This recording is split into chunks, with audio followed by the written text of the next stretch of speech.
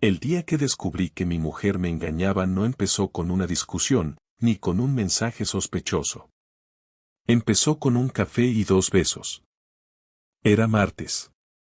Recuerdo que llegué tarde a casa del trabajo porque me pasé por la ferretería a comprar un maldito tornillo para una estantería que llevábamos un mes diciendo que íbamos a colgar. Entré por la puerta y ahí estaba Laura, en la cocina, preparándose un café. Hasta ahí, todo normal. Lo raro fue que se sirvió 2 tazas. Me saludó con un beso rápido y otro en la mejilla, como si fuera una mezcla entre cariño y culpa. Lo noté al instante, aunque no supe explicarlo en ese momento. Luego, con una sonrisa tensa, dijo, es para la vecina. Se ha pasado a pedirme hielo. No dije nada, pero lo primero que pensé fue, ¿quién toma un café con hielo a las 7 de la tarde? La vecina, por cierto, no estaba en casa. Lo supe porque a los 5 minutos bajé a devolverle una caja de tazas que nos prestó para una cena, y nadie contestó. Ni luz en el pasillo, ni ruido, ni rastro. Pero la taza que Laura había llenado, esa que iba para la vecina, ya no estaba en la cocina. Al día siguiente, el portero del edificio, Manolo, me soltó sin querer, ayer vi a tu mujer subiendo con un tipo alto, con barba. Me pareció raro, porque entraron justo cuando tú saliste. No dije nada. No podía. Porque en ese momento me di cuenta de algo que no quería aceptar, el café no era para la vecina. Era para alguien más. Alguien que entró en mi casa en cuanto yo salí por la puerta. No sé qué fue peor. Si el engaño en sí o el hecho de que lo organizaran tan fácil, tan cotidiano, como si mi vida fuera una sala de espera que podían usar mientras yo trabajaba. Y fue en ese momento, ese instante concreto, en el que supe que algo dentro de mí había hecho clic. No era rabia todavía. Era algo más frío. Algo que me decía, vas a descubrir la verdad, Javier, pero no como víctima. Esta vez vas a jugar tú también. El jueves siguiente pedí permiso en el instituto para salir antes. Les dije que tenía una revisión médica, algo rutinario. Mentí sin dudarlo. Llegué a casa a las 13:07. Lo sé porque lo primero que hice al entrar fue mirar el reloj digital de la cocina. Todo estaba en su sitio, salvo una chaqueta gris colgada en la silla del comedor. No era mía, tampoco de Laura. No era una prenda femenina. Olía a colonia de hombre, de esas que solo se ponen cuando se quiere causar impresión. Me quedé ahí, parado, escuchando el silencio. Nada. Ni pasos, ni voces, ni música. Solo el run run del frigorífico y el tic-tac del reloj. Subí las escaleras sin hacer ruido, como si estuviera robando en mi propia casa. La puerta del dormitorio estaba entreabierta. Laura no cerraba nunca la puerta, no cuando estaba sola. Me asomé, esperando encontrarla dormida, leyendo, quizá cambiándose. Pero no estaba ahí. Tampoco en el baño. Lo raro es que el armario tenía una de sus puertas abiertas y una camisa blanca estaba tirada en el suelo junto a un sujetador negro. Era uno que no le había visto en meses, tal vez porque lo reservaba para ocasiones que no incluían a su marido. Volví a bajar, despacio, sintiéndome como un intruso. Pasé por el salón, revisé rápido detrás del sofá, abrí la terraza. Nada. Entonces me acerqué a la puerta del trastero, esa que casi nunca se usaba. Estaba cerrada, pero sin llave. Apoyé la mano en el pomo, dudé un segundo, y la abrí. Ahí estaba. Laura. Sentada sobre el congelador viejo que aún no habíamos tirado, con el móvil en la mano, hablando en susurros. Frente a ella, de pie, un hombre. Alto, barba recortada, camisa abierta, esa misma chaqueta gris. Se giró cuando abrí la puerta, como si no esperara que alguien pudiera estar ahí a esa hora. Ella se quedó congelada. No dijo nada. Ni una palabra. Ni una excusa. Solo se le cayó el móvil al suelo. No grité. No insulté. No hice ninguna escena. Simplemente miré a los dos, luego a la taza de café que estaba en el estante, esa misma taza con la que ella me había mentido hacía unos días. El tipo dijo algo como perdón, no sabía qué, pero yo ya había cerrado la puerta. No necesitaba más explicaciones. Me encerré en el baño y me lavé las manos. No porque estuvieran sucias, sino porque necesitaba hacer algo que no fuera pensar. Cuando salí, él ya no estaba. Laura tampoco me buscó. No vino a disculparse, ni a explicar, ni a justificar. Se encerró en el dormitorio y yo me senté en el sofá, con la tele encendida sin volumen. A los 10 minutos bajó, recogió la chaqueta del comedor y se marchó sin decir nada. Esa noche dormí en el sofá. No por dramatismo. Simplemente no podía acostarme con alguien que unas horas antes tenía otro hombre en casa mientras yo corregía exámenes y explicaba ecuaciones a adolescentes que probablemente sabían más de lealtad que mi propia esposa. El viernes todo fue silencio. Ni un mensaje, ni una llamada, ni una nota. Cuando llegó por la noche, traía una bolsa del supermercado. Me saludó con un hola mecánico y se puso a guardar las cosas en la despensa como si nada hubiera pasado. Yo estaba sentado en la mesa, comiendo un plato de lentejas recalentadas. La miré y dije, ¿vas a hacer como si ayer no existiera? Ella se giró, me sostuvo la mirada apenas unos segundos y soltó, no sé por dónde empezar. Su voz sonaba seca, pero no nerviosa. Como si ya hubiera ensayado esa frase 1000 veces. No empieces, le dije, solo dime cuánto tiempo. Laura bajó la cabeza, se apoyó en el borde de la encimera y murmuró, desde marzo. Yo hice cuentas mentalmente. Era junio. 3 meses. 90 días. Tal vez más. Luego agregó, pero no ha sido constante. ¿Qué significa eso? Que a veces te sientes culpable y te tomas vacaciones de tu amante. Ella no respondió. Me miró con los ojos brillantes, pero sin una lágrima. Como si el llanto ya no le saliera. Como si se hubiera vaciado por dentro mucho antes que yo. Me levanté, recogí mi plato, lo fregué con calma, sequé la mesa y me senté otra vez. Ella seguía de pie, sin moverse. Le pregunté si era alguien del trabajo. Negó con la cabeza. Lo conocí en la cafetería, cerca de la clínica. Empezamos hablando, luego tomamos algo, y después, no terminó la frase. No hacía falta. Ya lo había dicho todo. ¿Lo quieres? Pregunté. No. No como a ti. Esa fue su respuesta. Fría. Torpe. Inútil. No sé si lo que más me dolió fue el engaño, la indiferencia, o esa manera de responder con frases preparadas, como si estuviera participando en una entrevista que detestaba. No había culpa en su tono, solo cansancio. Después de unos segundos largos, sin decir más, subió al dormitorio y cerró la puerta. Yo salí al balcón, encendí un cigarro que no sabía que aún me quedaban y me quedé ahí, mirando al vacío, sintiendo por primera vez en mi vida que no conocía a la persona con la que había compartido una década. La traición no fue solo sexual. Fue que eligió mentirme día tras día con una tranquilidad que ahora me parecía insoportable. Y ahí, en ese balcón, me prometí algo, si ella había tenido el valor de engañar, yo iba a tener el valor de enfrentarla. Pero no como víctima, sino como alguien que merecía justicia, aunque tuviera que ensuciarme las manos para conseguirla. El sábado me levanté antes que ella. No dormí casi nada, pero tenía claro que ese día no iba a pasar sin hablar de todo. No pensaba dejar que siguiera evitándolo.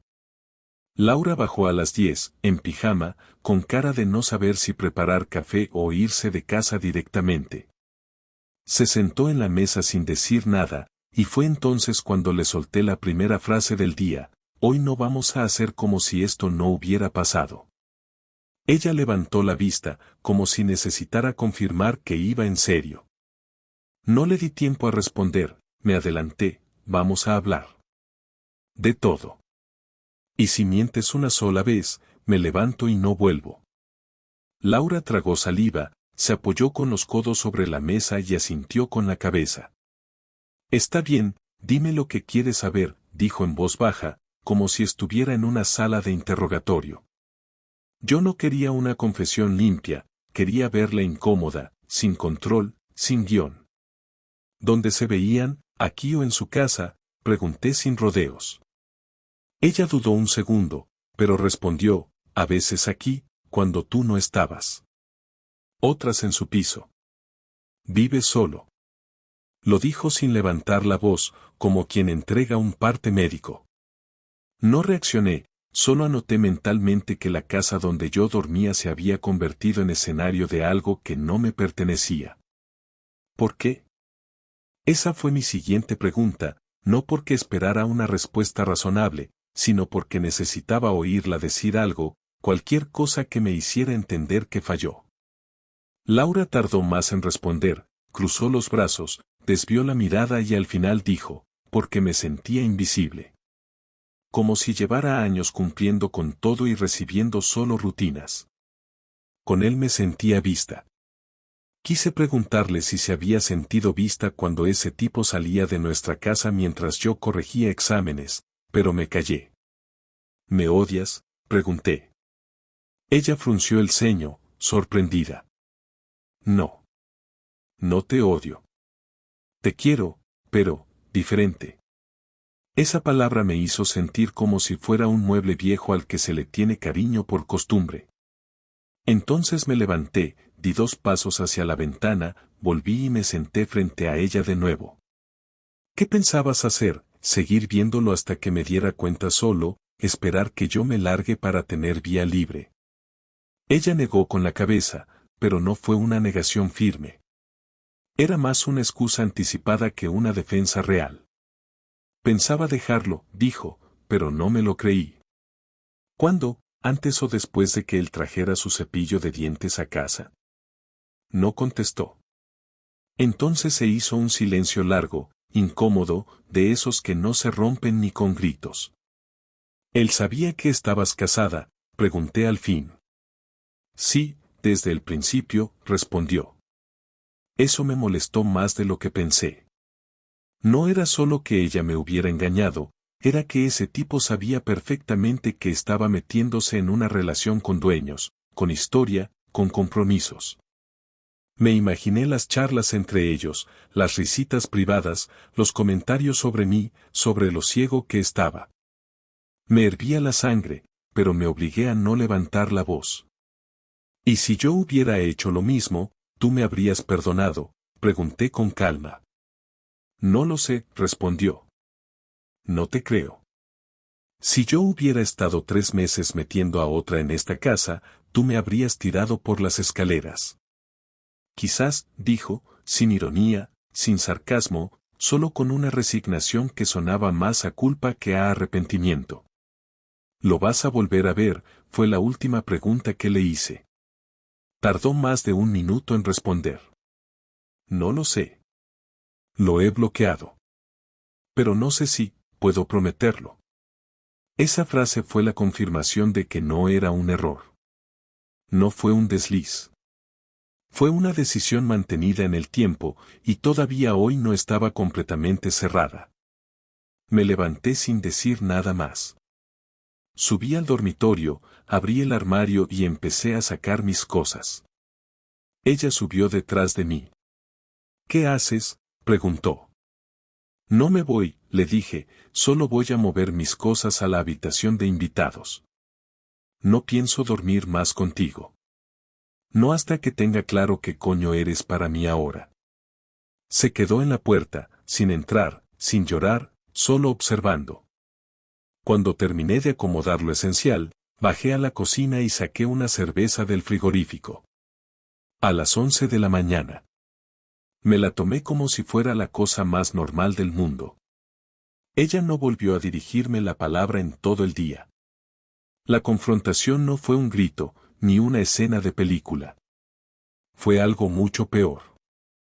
Fue real, frío, y cargado de una tensión que se podía cortar con una palabra mal puesta. Me di cuenta de que el problema no era solo que me hubiera engañado, sino que no sabía si realmente le importaba. Y en ese punto, la rabia ya estaba haciendo sitio a otra cosa.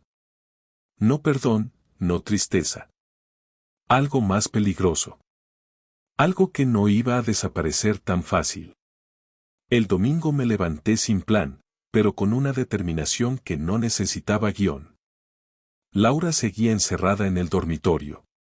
Yo había dormido en la habitación de invitados, en una cama que crujía con cada movimiento pero que, por primera vez en años, me permitió dormir sin compartir el aire con alguien que ya no respetaba mi lugar en su vida.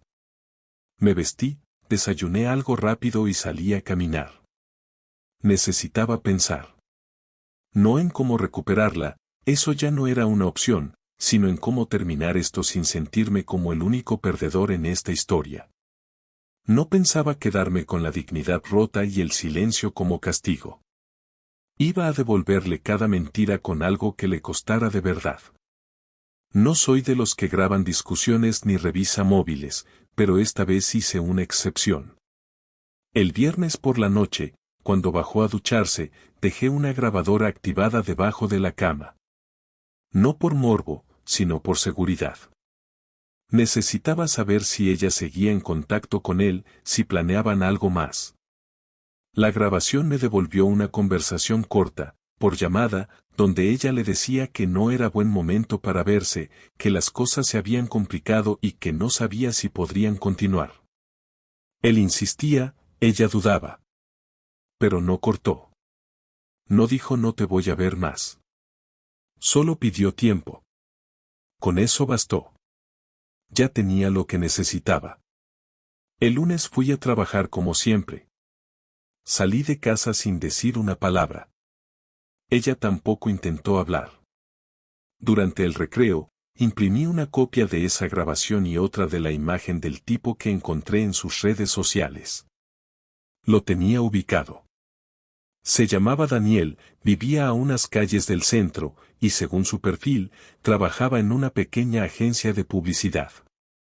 Busqué su dirección exacta en la web del registro mercantil, y no fue difícil encontrar que el local estaba en alquiler desde hacía meses. Supuse que el trabajo lo hacía desde casa. Todo eso lo confirmé en una tarde, y al día siguiente, pasé a la acción. No iba a armar un escándalo en la calle ni a buscar una pelea. No soy imbécil. Pero sí tenía claro que este tipo iba a recordar que se metió con alguien que no estaba dispuesto a mirar hacia otro lado. Le dejé una nota anónima en el buzón, firmada con un marido que no olvidará. Dentro de la nota, incluí la foto de él entrando a mi edificio con Laura. La había descargado del portero automático, que guarda imágenes de todos los que llaman. Era clara. Se le veía la cara. Le puse una frase: lo que haces en casas ajenas puede salirte muy caro si tienes tanto que perder como parece. A los 2 días, recibí una notificación de que había intentado cambiar los ajustes de privacidad de todas sus redes. Cerró su perfil. Laura no me dijo nada, pero la noté más nerviosa, más callada.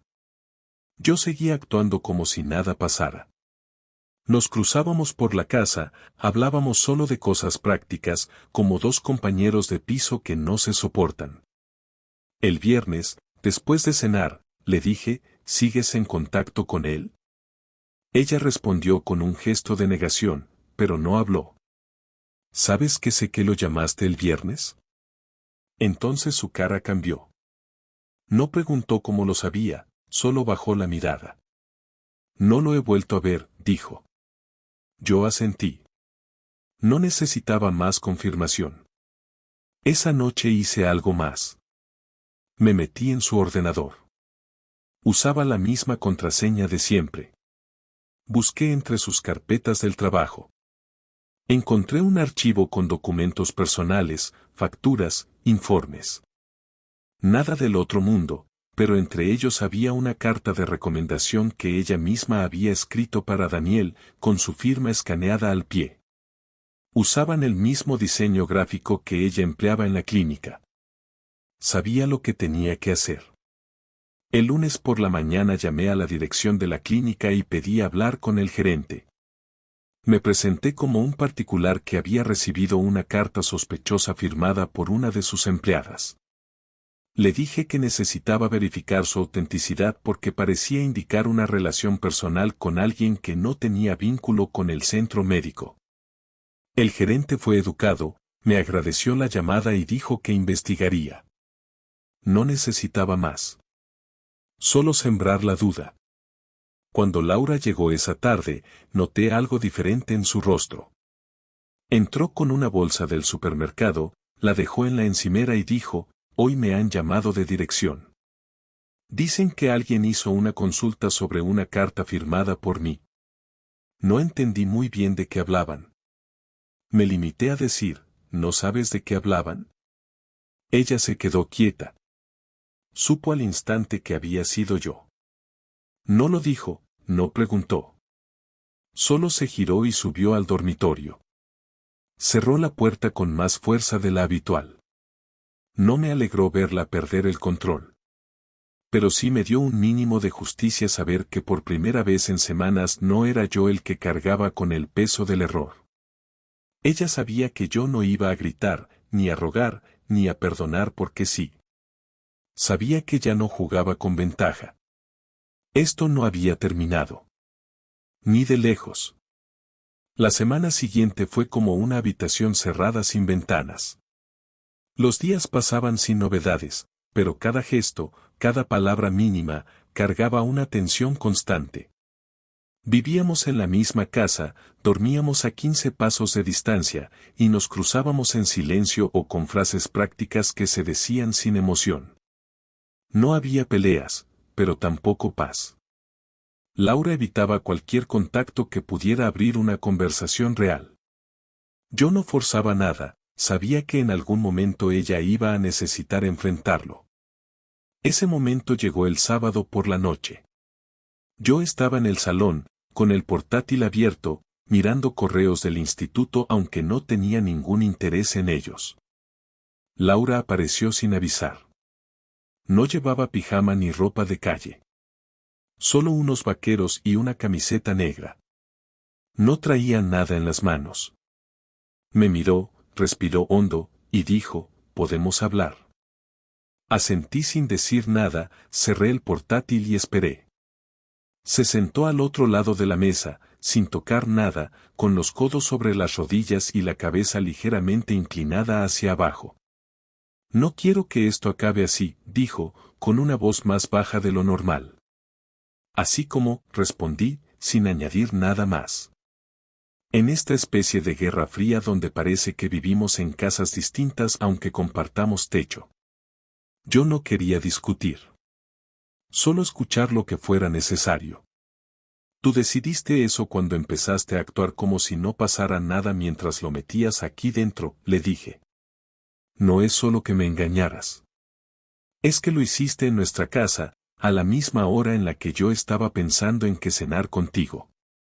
Laura apretó las manos una contra otra, sin mirar directamente. Sé que te fallé. No lo estoy negando. Pero ya está. No he vuelto a hablar con él. No quiero seguir con eso. Sé que no sirve de mucho decirlo ahora, pero no era algo planeado. Me dejé llevar por una rutina que se me fue de las manos. No la interrumpí.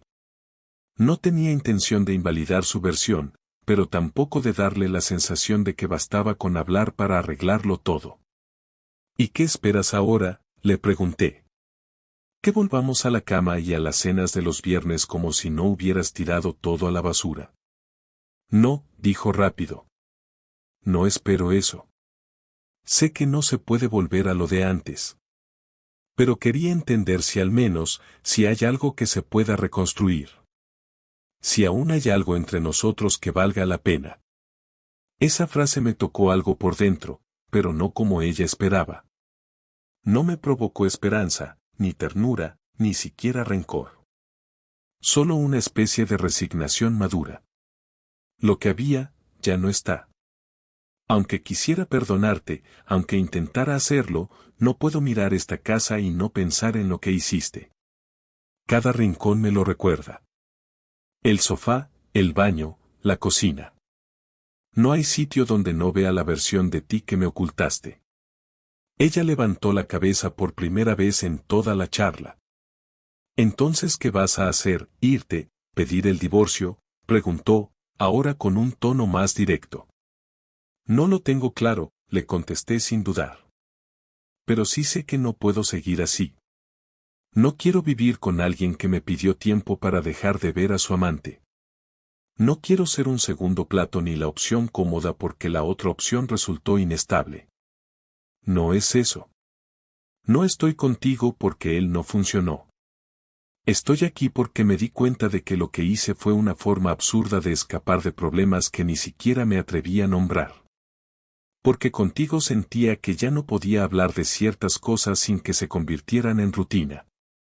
No estoy justificando nada, Javier, pero tampoco quiero seguir haciendo como si tú fueras perfecto y yo la única que rompió algo. Me reí, no por burla, sino por sorpresa. ¿De verdad vas a decir eso ahora? ¿Vas a sacarme en cara que a veces soy aburrido, predecible o poco espontáneo, como si eso fuera suficiente para acostarte con otro? Ella negó con la cabeza, pero no dijo más. Lo que hiciste, continué, es cruzar una línea que no tiene retorno. No te golpeé, no te insulté, no te eché, y eso te hace pensar que todavía hay una puerta abierta. Pero no la hay. Solo queda decidir cómo vamos a cerrar esto sin destruirnos. Ella asintió, con los ojos rojos, pero sin lágrimas aún. No me voy a ir ahora mismo, le dije. Ni tú tampoco. Pero vamos a separar los espacios y las decisiones. Vamos a organizarnos como dos adultos que ya no son pareja pero comparten una casa hasta que puedan resolverlo. Y mientras tanto, no quiero más intentos de reparación, ni disculpas vacías, ni cenas forzadas. Quiero claridad. Laura no dijo nada. Se quedó sentada un rato, luego se levantó y subió sin mirar atrás. Esa fue nuestra última conversación real. Todo lo demás, lo que quedaba por dividir, lo que vendría con abogados, cuentas y papeles, ya no dependía de las emociones. Solo de tiempo y orden. Las siguientes 2 semanas fueron una combinación de logística, silencios pactados y una especie de tregua que no se había negociado, pero que ambos respetábamos. Yo dormía en la habitación de invitados y pasaba la mayor parte del tiempo en el instituto o fuera de casa. Ella salía temprano, llegaba tarde, y solo hablábamos para decidir cosas básicas como quién hacía la compra o qué día llamábamos al técnico para revisar la caldera. Ninguno mencionaba lo que habíamos dicho la última vez en el salón, ni lo que había ocurrido antes de eso. Parecía que los dos sabíamos que no había nada más que decir que sirviera para arreglar algo, así que nos limitamos a funcionar como dos personas que ocupan el mismo espacio por inercia. Una tarde, mientras recogía ropa del lavadero, vi que Laura había dejado sobre la mesa de la cocina una carpeta con documentos legales. No estaba cerrada, y al abrirla encontré un borrador de propuesta de separación de bienes. Lo leí sin prisa, sin sentir ni rabia ni tristeza. Era una propuesta razonable. No buscaba aprovecharse, ni imponer condiciones injustas. Supuse que lo había hecho para mostrarme que no tenía intención de arrastrar esto más de lo necesario. En ese momento, entendí que la historia había terminado por completo, sin escenas finales, sin reconciliaciones dramáticas, sin una explicación definitiva. Solo había terminado, y lo único que quedaba era organizar la salida. Esa misma noche, después de cenar en silencio, me acerqué a ella y le dije que había visto los papeles. Está bien, le dije, pero voy a añadir algunos puntos sobre el coche y el alquiler. Nada complicado. Ella solo asintió, como si esa confirmación fuera todo lo que esperaba. No mostró alivio ni molestia. Lo tomó como parte del cierre, un paso más. En ese momento, ni siquiera parecía que alguna vez hubiéramos sido pareja. Era como estar frente a una colega con la que se negocia el cierre de un proyecto. Al día siguiente me reuní con un abogado para formalizar mi parte. Le expliqué la situación sin adornos, sin querer justificar nada. Solo necesitaba terminar lo que se había roto de forma limpia. Me dijo que no iba a ser complicado, que con los dos de acuerdo sería rápido y sin problemas. Le dije que no me importaba si ella se quedaba en el piso unos meses más mientras buscaba otro sitio. No quería problemas, solo distancia. El viernes, mientras guardaba algunas cosas en cajas, encontré una foto de hace 3 años, de unas vacaciones en Asturias. Los dos estábamos sonriendo, en una terraza, con el mar al fondo. Me quedé mirándola unos minutos. No me sentí triste ni nostálgico. Solo me pregunté cómo habíamos pasado de eso a esto sin darnos cuenta. No por la infidelidad, sino por todo lo que dejamos pasar, por todas las señales ignoradas, por todas las conversaciones que evitamos porque pensábamos que ya nos conocíamos de memoria. La tiré a la basura sin pensarlo más. El lunes siguiente firmamos los papeles en la notaría. Fuimos juntos, en silencio, cada uno con su carpeta. La firma no tardó más de 20 minutos. A la salida, caminamos por la calle unos metros sin decir nada. Al llegar a la esquina, ella se detuvo y me miró. No tengo nada que reprocharte, dijo. Tampoco esperaba que me perdonaras. Solo quería que lo supieras. No respondí con una frase amable ni con una acusación. Solo dije, ya no importa. Y me fui por la otra calle, sin mirar atrás. Ahora vivo en un pequeño piso en Ruzafa. No es grande, pero es suficiente. Me acostumbré rápido a la rutina nueva. Hacer la compra solo, cocinar para uno, ver la tele sin compartir el sofá. Algunos amigos me han preguntado si voy a volver a salir con alguien, si pienso en rehacer mi vida. Siempre contesto que no es momento de pensar en eso. No porque esté herido o cerrado al mundo, sino porque aún estoy reordenando las piezas, entendiendo quién soy sin ella, sin el nosotros que durante años ocupó todo el espacio. No me convertí en alguien más fuerte, ni más sabio, ni más duro. Solo en alguien que entiende mejor lo que no debe ignorar la próxima vez. Lo que aprendí de todo esto es simple: cuando algo empieza a sentirse mal, hay que mirarlo de frente. No esperar a que reviente, no confiar en que se arreglará solo. Porque las personas no traicionan de golpe. Lo hacen paso a paso, con cada silencio, con cada excusa, con cada momento en el que se sienten seguros de que no estás mirando. Y uno mismo también se traiciona si elige no ver. Laura no fue una villana ni yo un santo. Éramos dos personas que dejaron de hablarse como antes, que se acostumbraron al ruido de fondo y a las conversaciones sin contenido. Y en ese hueco, entró otro. No lo justifico, pero lo entiendo. Eso no cambia nada, pero me ayuda a no llevar esta historia como una herida abierta, sino como una página que ya no tengo que volver a leer. Ahora empiezo de cero, sin planes, sin rencores, con las cosas claras. Ya no comparto mi casa con una desconocida. Y eso, al menos, es algo.